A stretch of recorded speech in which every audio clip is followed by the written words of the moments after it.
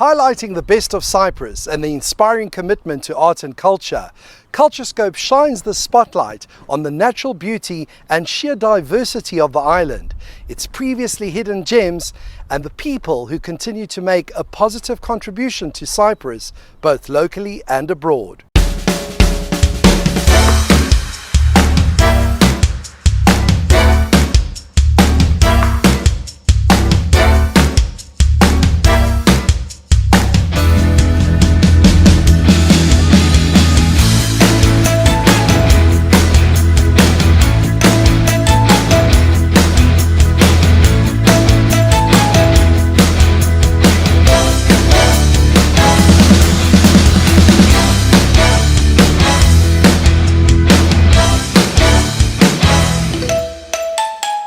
Hello, I'm Paul Lambis and welcome to our first episode of Season 2 of Culturescope, featured on Cyprus Mail's interactive web portal Good Living.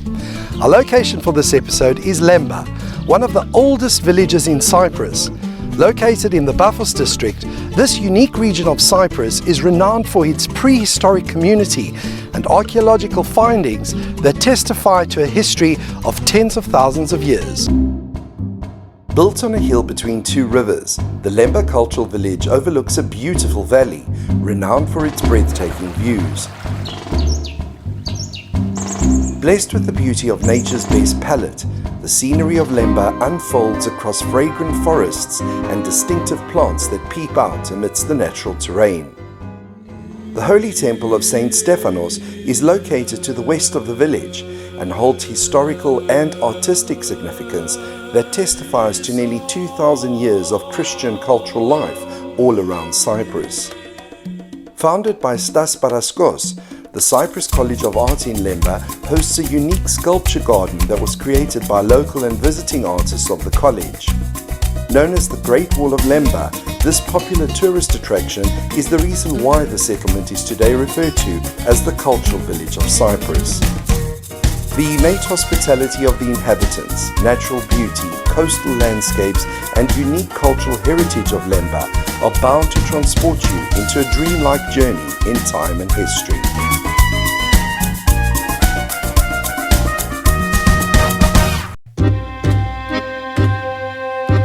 Israel's warm relationship with Cyprus may have something to do with the attraction that brings over 500,000 Jews to visit the Mediterranean island year after year. With over 750 Jewish families who now call the island home, the Cyprus Jewish Community Center is humming with activity, ready to serve its residents as well as Jewish travelers and tourists. מודה אני לפניך, מלך חי וקיים, שהחזרת בי נשמתי בחמלה, רבה אמונתך. I arrived to Cyprus in 2003, together with my wife Shandel and 4 of our children, to look at the Jewish community of Cyprus as part of the Chabad Lubavitch worldwide movement, where the Lubavitcher Rebbe, Rabbi Schneerson, have sent out rabbis to all over the world, and even to places where there was very small communities or communities who were not put up together. When we came to visit, we find out that there are many Jewish families lives on the island from different countries. Some of them people who were born here. However, they were not getting together. And even on the most important days of the high holidays, Jewish high holidays, such as Yom Kippur and the Rosh Hashanah, the New Year, where they tried to put together even 10 people, they couldn't, even for a prayer. And from that point we came and we established the Jewish community of Cyprus with all their friends and members, and slowly we started to do something. We've managed, with the God's help and very good, many good friends. And as you can see from outside, it's surprising that friends from Cyprus who are not coming from the Jewish roots have became supporters, and they gave towards building a community center and a culture center and everything that brings people together. This is something which I find very interesting. And And there where we took the decision that we need in every city, in every major city of Cyprus, to have a community center. And thank God today all the big cities have a community center with a rabbi, family that runs it with most of the program. Cyprus and Israel relations have been engraved in time. How has this link continued in contemporary times? The similarity of the Cypriot people, the way they're welcoming people, the way they invite you, Ella, come for coffee, come for a drink, it's very, very similar to what you're going to find if you're going to go to Israel. Cyprus is being a very welcoming place for the Jewish visitors. We had days of 18 flights from Tel Aviv a day, coming and being welcomed and enjoying tourism in the island. So I think they find it very welcome. I think we're standing close to 700 Jewish families. And again, some people just come because they want a quiet life. Some people are retired, and the idea it's so close makes it very easy for people to come and to live, and then the family to visit. It's very important. What was the aim behind the establishment of the Jewish Museum of Cyprus? One of the most important things in Judaism is hakarat atov, to remember that good that somebody does to you, to be grateful that someone did something good to you. With this museum, one of the first things that we want to do is to say todah, to say thank you for all of those righteous Cypriot people who helped and saved the Jewish refugees at the time they were here at the camps in Cyprus. We have to remember that still people who were born in the camps, there were more than 2,200 babies was born here in these camps, 47, 48. I used to know Papa Vasiliou of blessed memory, was a good friend of mine. And he was one of the guys, he's an example of people that the only thing they were care, they didn't care who are these people in the refugees. They are human and they need help, they need a doctor, they need food. We will do everything to help them to survive. And unfortunately, none of these people became heroes. This generation doesn't know about these beautiful actions that these people did. So if we're going to teach this generation about what they did to help Jewish refugees, the circle will continue and people will remember all the time that one have to help the other, and it doesn't matter from which background you come, what is your nationality, what is your language. We are all children of God and we have to help them. Obviously, in order to explain this visit here in Cyprus, we have to go a bit backwards and understand that these people are Holocaust survivors. It's not regular people who just happen to come to a camp and they struggle already. They lost their family already. They went with the boat, with the ships, in a very dangerous way all the way to Haifa. They see the promised land, and then the British are turning them away and sending them away to another prison. The lesson, I think, which again brings us to the same beginning, 2,200 new babies in these camps. What does it show? We have to go on because these kids will continue. And now we see what happens. These people, all of them, should be 70, 73, 74, and all of them has 50 grandchildren and grandchildren. So the mission of our life is always to look forward and to continue. Every Jewish person, a man and a woman and a child, when they wake up in the morning and they sit on the bed, before you go off the bed, you have to be grateful and say thank you to Hashem. And we would say, מודה אני לפניך, מלך חי וקיים, שהחזרת בי נשמתי בחמלה, רבה אמונתך. Basically, I'm grateful to you, God, the King of the universe, that you gave my soul back to me and you still believe in me. That's why I'm grateful. What do you mean you still believe in me? Why did we wake up today? Because God believed that today we're going to do something better. Glamorous and multi-talented, Elena Tsagrinou is one of the most recognizable pop stars in Greece and Cyprus. With the big pop number El Diablo, Elena will fly the Cypriot flag this May at the Eurovision Song Contest in Rotterdam. Elena, El Diablo is one of those irresistible songs with an instant catchiness. What was your first impression of the song? Το τραγούδι από την πρώτη στιγμή που το άκουσα, ένιωσα ότι ταιριάζει με την προσωπικότητά μου και ότι μπορεί να βγάλει το δυναμισμό που θα φανταζόμουν σε ένα διαγωνιστικό show όπως το Eurovision. Γιατί η αλήθεια είναι ότι φτάνεις σε ένα σημείο να σκέφτεσαι ότι τώρα αρχίζει το διαγωνιστικό κομμάτι. Τους προηγούμενους μήνες, όπως κύλησαν, ήμουνα μέσα στην πρόβα μου και μέσα στο βίντεο κλιπ μου και μέσα στην αίσθηση ότι αυτό που κάνω είναι αυτό που θα έκανα ανέκαθεν. Δηλαδή να ανέβαινα στη σκηνή και να τραγουδάω σε ένα τεράστιο stage, βέβαια, το οποίο ούτως ή άλλως από μόνο του σε βάζει στην περιέργεια να δεις πώς είναι πραγματικά μέσα σε ένα τεράστιο φεστιβάλ στο εξωτερικό. Κάτι το οποίο ήθελα πάντα να ζήσω.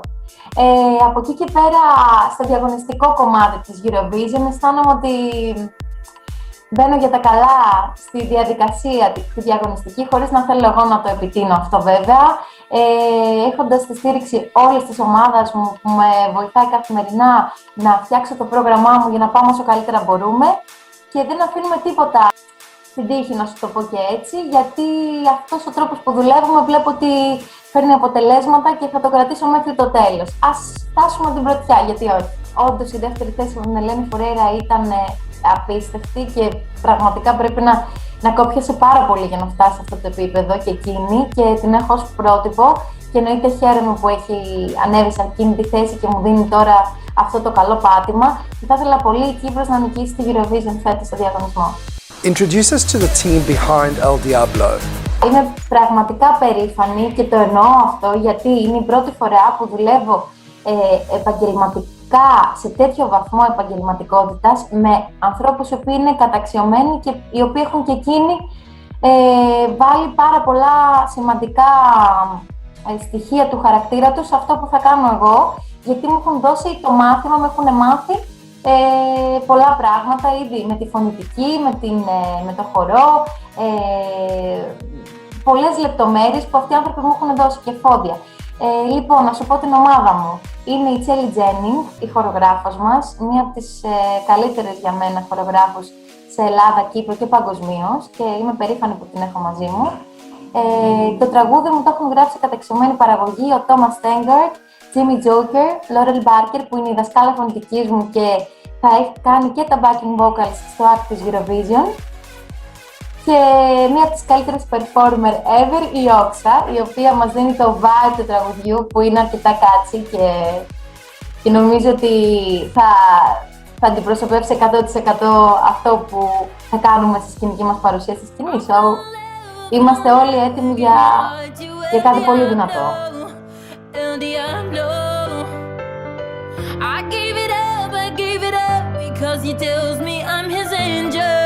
What is the core message to the song? Θέλω να περάσει το μήνυμα ότι με έναν τρόπο πρέπει όλοι να απελευθερωθούμε, να είμαστε στην πραγματικότητα ελεύθεροι και να το εννοούμε με τον εαυτό μας, με κάθε κατάσταση που ζούμε στη ζωή μας, είτε αυτή είναι σε μια σχέση, είτε σε μια επαγγελματική κατάσταση, σε κάποια δουλειά, γιατί όταν κάνεις κάτι που δεν σου αρέσει, αυτό έχει αντίκτυπο στο σώμα σου και στην υγεία σου. Και δεν πρέπει κανένας να το επιτρέπει αυτό, αν βλέπει ότι το βιώνει. Οπότε το τραγούδι μου ουσιαστικά μιλάει για μια καταστροφική σχέση, η οποία στο τέλος μας απελευθερώνει, γιατί οι ίδιοι αποφασίζουμε να φύγουμε μακριά από αυτήν, και επίσης για μια επαγγελματική καταστροφική σχέση που είναι εξίσου σοβαρή για τον κάθε άνθρωπο, πιστεύω, και τον επηρεάζει στην υπόλοιπη του ζωή.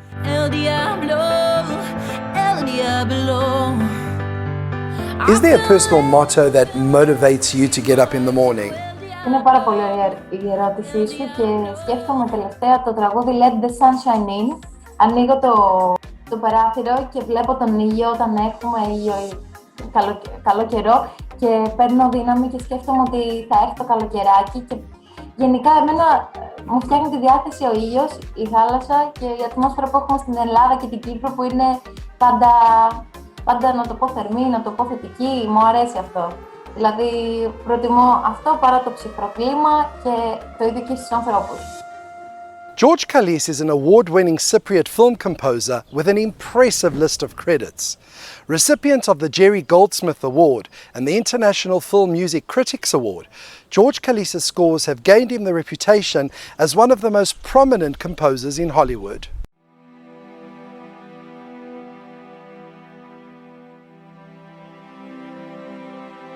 I always see the music as another character in a film. Whether it's only one cue used throughout the film or whether it's scored wall to wall, I'd like the music to have an impact.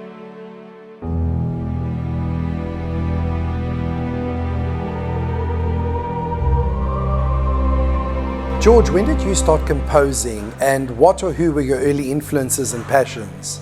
Well, I grew up in a very rich musical environment. My grandfather played the violin and my mother sings opera, and I was growing up, appreciating all kinds of music.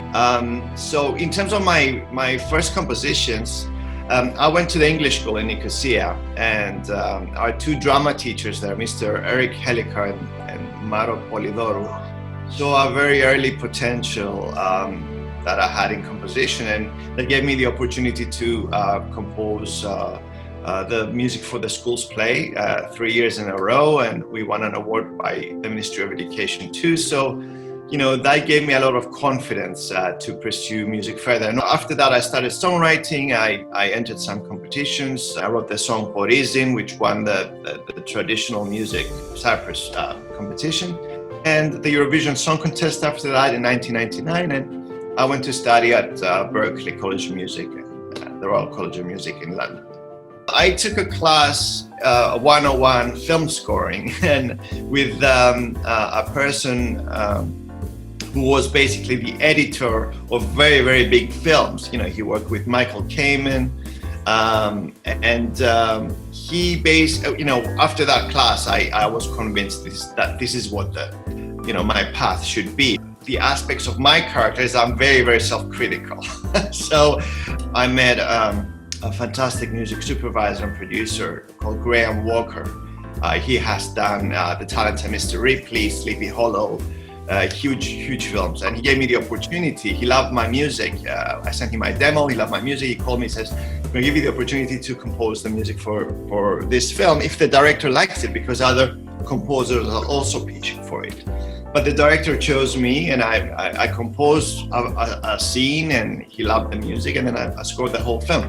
We had a wonderful orchestra. That was my first ever gig, but it went really well. And we recorded the orchestra, and then we went to the premiere in London, and then I saw the film, and they basically mixed the music very loud. They enjoyed the music a lot, but for me, it was wrong. Sometimes I felt that the music was too loud, but then in the end, after I listen to it now, it sounds great. It sounds fine. But being the person that I am, I'm always kind of self-critical a little bit, so about my work.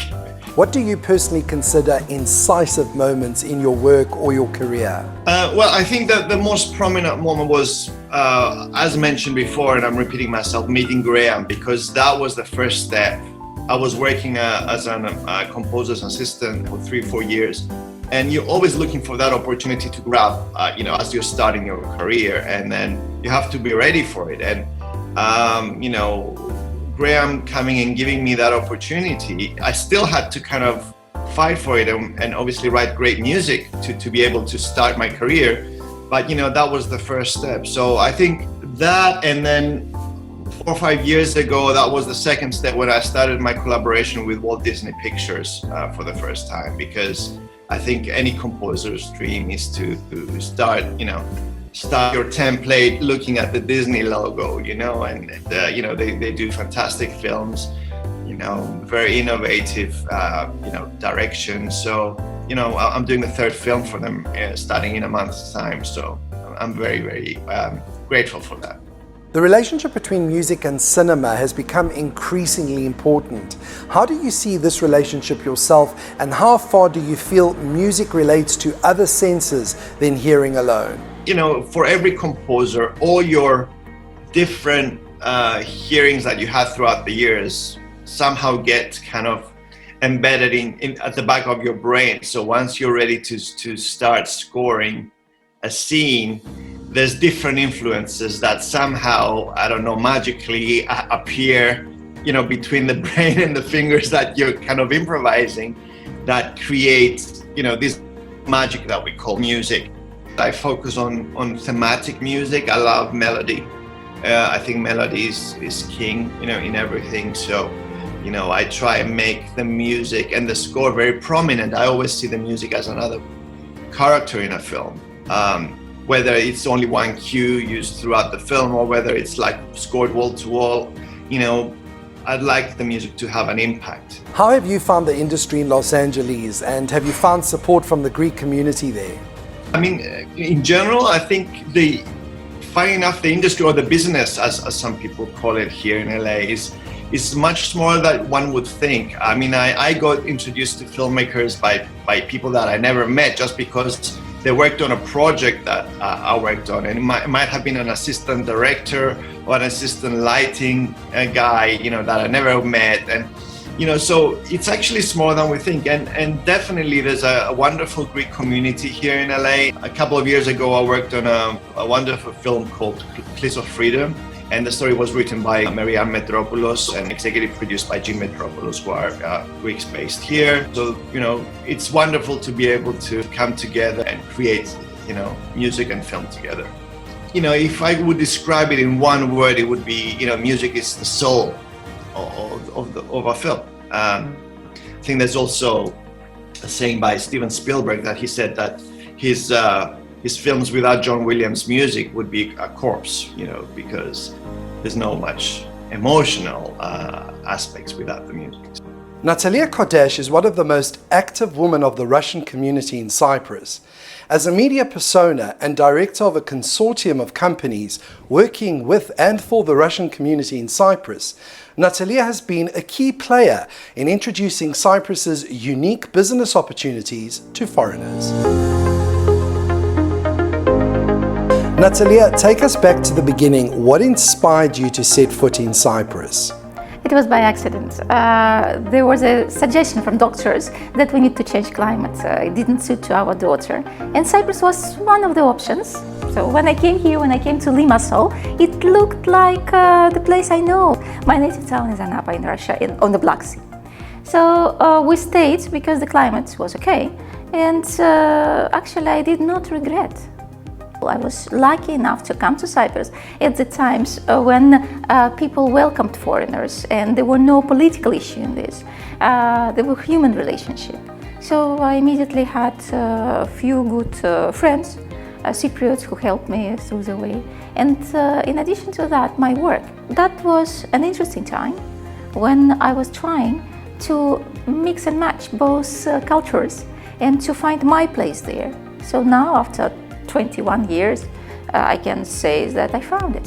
As editor-in-chief of Successful Business and director of Vestnik Ibra Communications Group, you were successful in bridging the gap between the Russian community of Cyprus and the Cypriot community. What were your main objectives behind the establishment of your company, and what is the core business of the group? We have a lot of things in common. For example, the church issues, and Russian people, when they come to Cyprus, they are really curious. They go around the churches and monasteries, they learn the culture, and they start learning Cyprus culture from the church. But Vestnik Ibra always wanted to show more. And that's why we organized many events that were cultural events. Our oldest one is the Cyprus Russian Festival. We did it for 15 years in a row. And we always cared to have equal presence of Cypriot dancers, singers, artists and Russians. The Cyprus Russian Festival is the only event in the whole European Union where President of the country opens an event of friendship with Russia. I was always taking care about introducing Cyprus to Russians, but then I also wanted to introduce Russia to Cypriots. And since we created a business magazine, we started to make roadshows. Not so much to sell something, but we were introducing to Cypriot business community different areas of Russia. And Cypriots, because of that, started to understand better those Russian clients they had here. We started to do events for expat communities, all the events in English with simultaneous translation into Russian. So I chose English as a main language because many Russian people speak English fluently. And Cyprus, for many centuries, not only now, is welcoming foreigners and is ready to integrate them into their life. Your autobiography, 20 Years in Cyprus, Cyprus-Russian Relations, highlights your personal journey and experiences in Cyprus firsthand. What was the motivation behind the book? The idea was to write about my 20 years experience. I wanted to celebrate, I wanted to have a party to invite my friends and partners to celebrate that I'm in Cyprus for 20 years. And I thought, what should be a souvenir? I said, okay, I will make a book. And I will tell them how I spent these 20 years because I met so many interesting people. I traveled a lot with presidents of Cyprus, President Papadopoulos, President Christofias, President Anastasiadis, to different countries, not only to Russia. I was a part of presidential pool. So I wanted to write about this experience of my traveling to Russia with official visits because I was witnessing some historical events, like the first visit of Russian president to Cyprus. Mr. Medvedev was here. I was part of the team. I was, there in those corridors listening. I wanted to share. Or every visit of our president, Cyprus president, to Russia, I was there. So I decided to write about 60 years history of relationship between Cyprus and Russia. And I studied materials, I wrote. And then I realized that no, I need to start with the very beginning. And I went to historical archives and I found the first Russian who was in Cyprus. It was 11th century.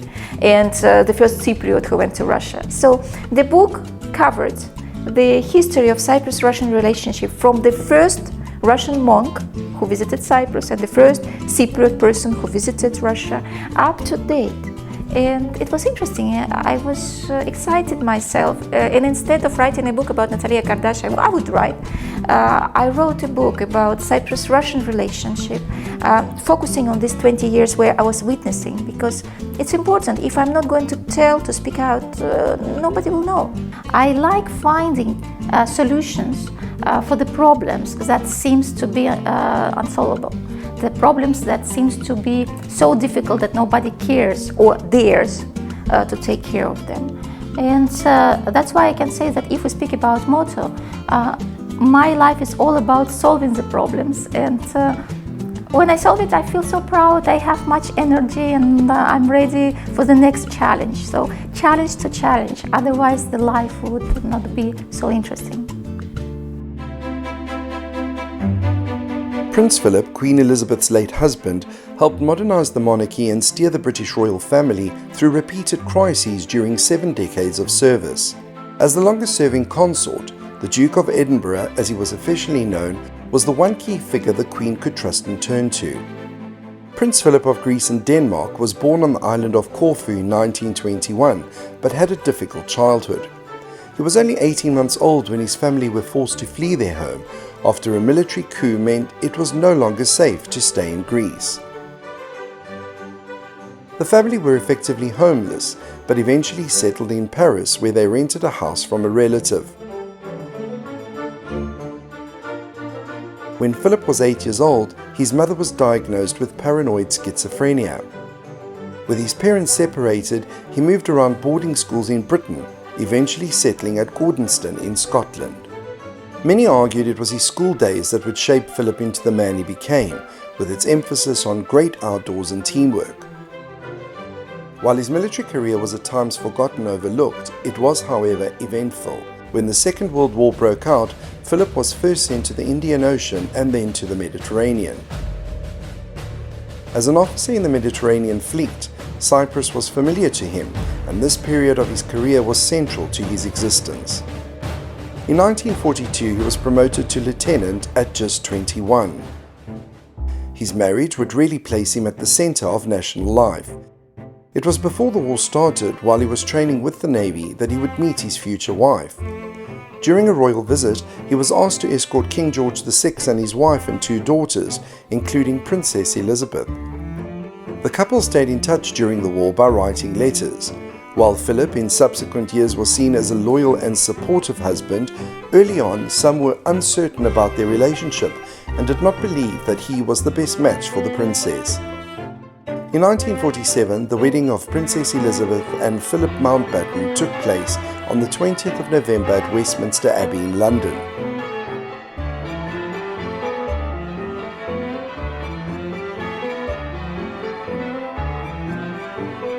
When his wife became queen following the death of her father, Prince Philip's life would change forever. He was expected to give up his naval career, and as a male consort, it was unclear exactly what his role should be. But he shaped his own path, becoming a keen advocate for British business and promoting UK industry around the world. He was also committed to environmental issues. Incredibly, over the decades, he supported 800 different charities, but many would argue his Duke of Edinburgh's award scheme was one of his greatest achievements. All too often, I fear Prince Philip has had to listen to me speaking. Frequently, we have discussed my intended speech beforehand, and as you will imagine, his views have been expressed in a forthright manner.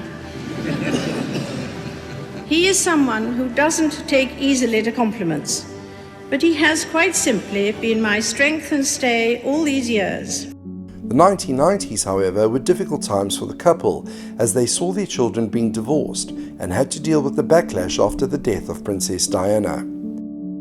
He was a man who served his country, was dedicated to his family and his queen. The Duke of Edinburgh was laid to rest in an intimate funeral at St. George's Chapel at Windsor Castle. The Duke's children walked behind his coffin in a funeral procession, followed by a national minute's silence.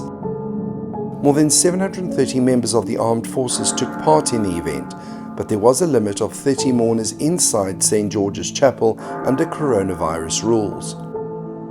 The Duke of Edinburgh's life and legacy were remembered during the funeral service, reflecting his naval career, passion for engineering, and dedication to the Queen. The Duke was described as enriching the lives of all those he knew with his kindness, humour, and humanity.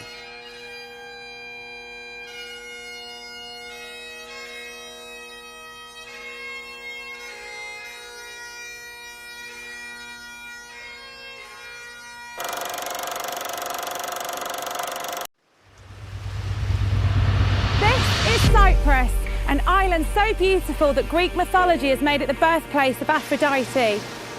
Here we're going to walk the footsteps of the strong women of the island who migrated to Birmingham. Η Αγγλία δυστυχώς έφτασε στον νότο. I got up in the morning, the news said Archbishop Macarius was killed.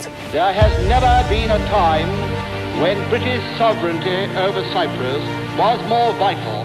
Υπερχώρησε το κακό, προχώρησαν τα πόμπες, εμπρισμούς, πυροβολισμούς, φασαρίες, δακρυογόνα και έγινε και η πρώτη κρεμάλα του καραούλι. This demonstration in Birmingham today is to show the world the terrible aggression of the Turks attacking to the Cypriot people.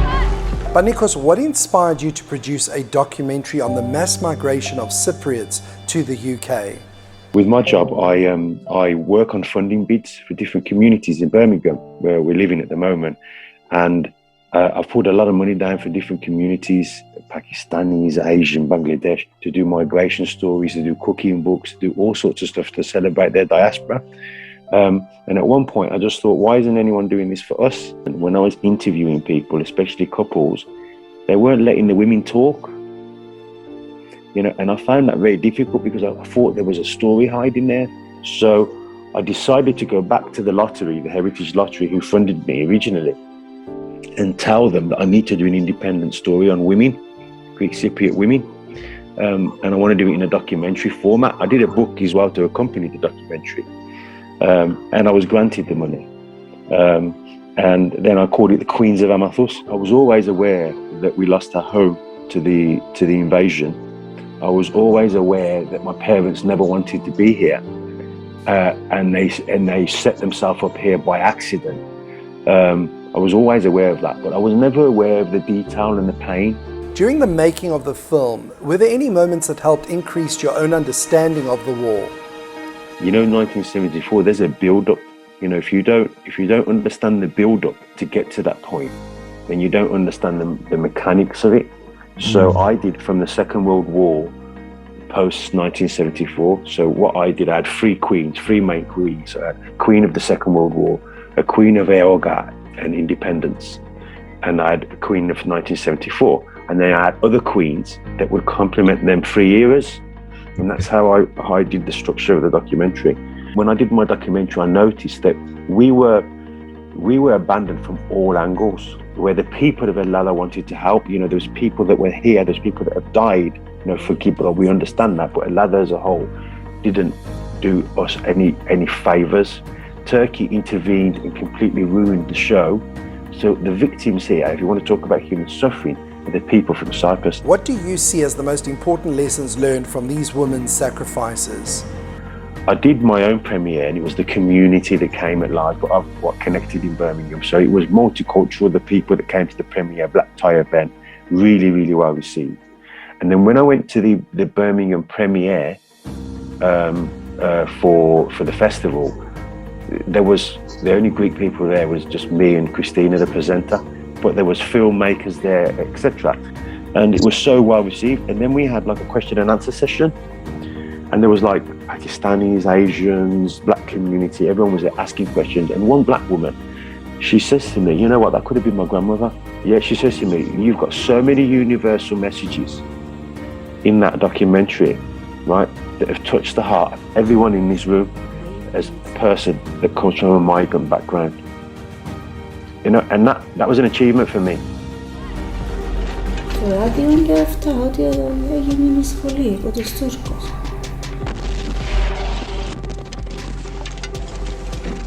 Και θυμάμαι τον πατέρα μου, μας έπιασε η βάρκα να μας πάρει στο πλοίο, που κάθισε τον πατέρα του και βάλε το καπέλο του έτσι και κλαίει.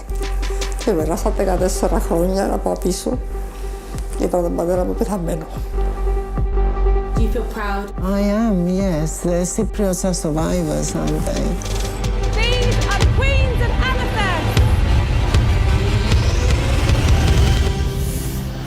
So my message to the Greek Cypriot queens of the world is that we need your stories before they're lost forever. So from generations to generations, they will always live, you know, in people's hearts, in people's memories. And it's so important that them stories are shared, because we live the life that we live today because of the queens of yesterday. Stay connected and follow us on social media. If you want to be featured on Culturescope, contact our production team by visiting the website below. Until next time, stay safe and let culture transform your life.